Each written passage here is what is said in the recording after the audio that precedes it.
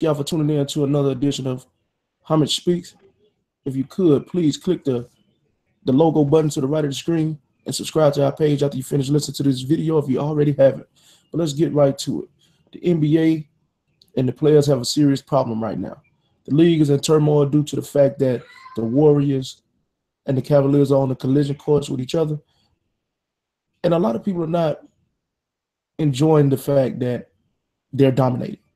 Me personally, I look at the players in the league today and I look at you guys and I think you guys need to challenge yourselves and and become the best versions of yourself to compete with those guys.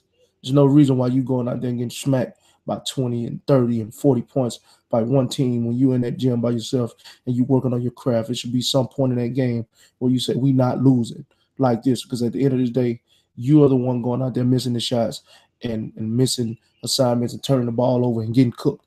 Those are the things that you can't control, even though that is a great team and they put good players on the team. But you can do your part into not making sure that you'll be a part of the smack session. But I got a couple issues here. One issue is that everybody's upset that LeBron James is being, in most people's eyes, the best player in the league. He didn't get any MVP votes. Let's make this clear, people. The NBA and the way they choose the awards is based on how you perform in the regular season.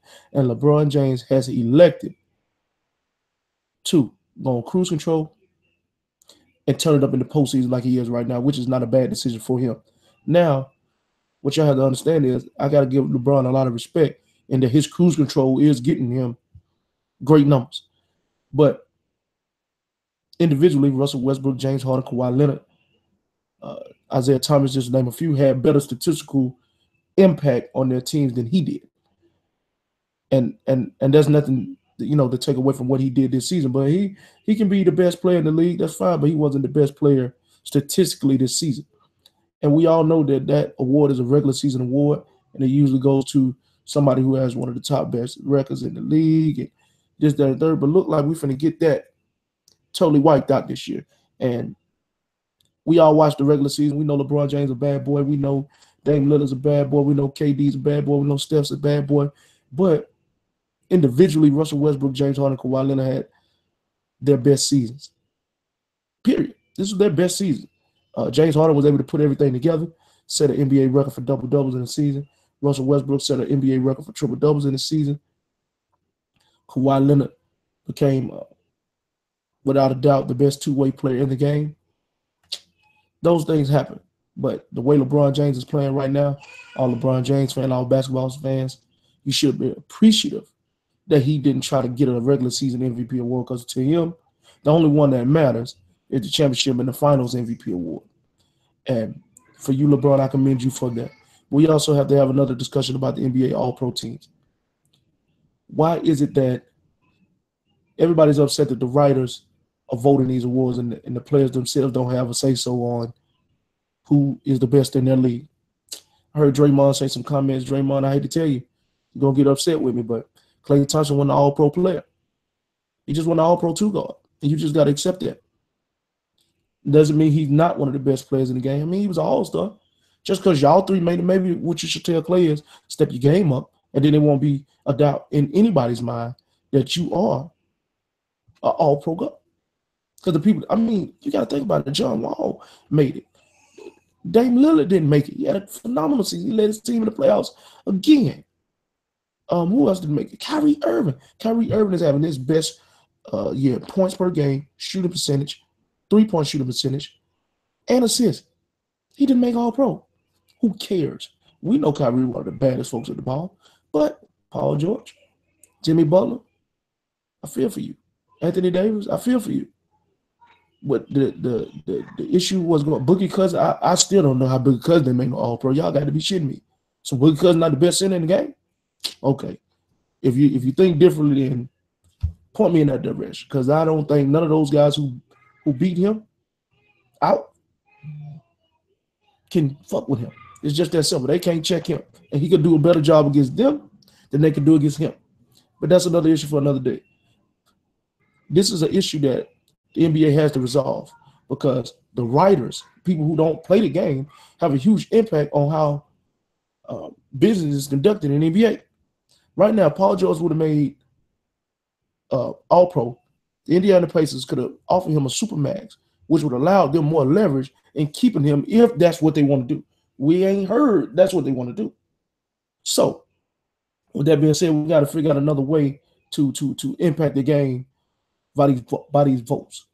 I think the players and MVPs of the past, legends of the past, maybe the NBA and 50, they need to figure out some type of way to make these awards come from the people that's directly involved in the game and can literally look you in your face and tell you that the best point guard in the league is such and such, or the best player in the league is such and such, opposed to how it's always been done.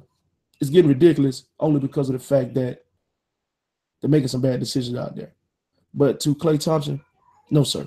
DeMar DeRozan had a better season than you, and that's why he is. DeMar DeRozan this season became the best two guard in the league. If you don't want him to be the best two guard in the league, then guess what you should have did? Played better. You still had a phenomenal year. You increased your score average. You shooting three about the same, free throws about the same, but, turn it up a little bit more, and it wouldn't have been a doubt. Because we all know that DeMar DeRozan led his team to the playoffs. We can't say the same thing about you. Because if you was the player that Draymond Green is talking to you about, y'all wouldn't even have to go get Kevin Durant. Y'all wouldn't even lost the championship. Because you would have came out and took the game over and took the series over like you were capable of doing. But you don't do it often. So that's why they had to go get Kevin Durant. Simple as that. But, I believe in your ability. I believe in your talent. And I want you to succeed and I want you to win. But you got to do it the right way. And don't be upset. Use it as motivation. Use it as fuel. So when you go out there next time and perform, it's not going to be a doubt who the best two guard in the league is. We're not going to be talking about DeMar DeRozan. We're not going to be talking about C.J. McCollum. We're not going to be talking about Bradley Beal. We're going to be talking about Klay Thompson and company. That's what we want to talk about. DeMarcus Cousins, you just got to keep working. You got to keep plugging. Hopefully, instead of trading for Paul George, Boston figure out a way to get you to Boston. Get you on a real team. Get you on a team that has an opportunity to get in the playoffs so we can see what one of the best players in the league today looks like when he's in that situation, because right now we have no clue.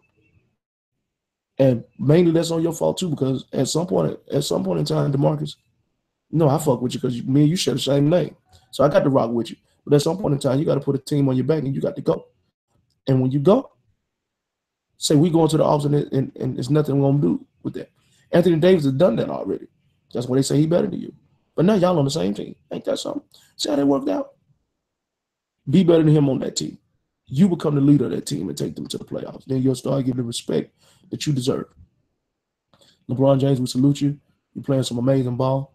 Warriors, I need y'all to keep the pedal to the metal. Y'all need to sweep the Spurs. Don't go 5. Sweep them. Take care of business. So when LeBron and them get finished, y'all finish, and we can do this thing the right way. We can go in, go toe-to-toe, match it up, and everybody get what they want, because everybody talking about the NBA, and they're losing ratings, and they're nobody's watching. It's cool, because guess what? When them two teams get in the finals, all the ratings that they lost, they're going to make up right back for it, because everybody going to be watching that thing ready for the third time. See if the third time's a charm, and see who really going to be the champion, because both teams going to be at the best version of themselves. Everybody's going to be 100%, and we're going to see who the real squad is. But with that being said, thank y'all for tuning in, and this is another edition of Homage Speaks.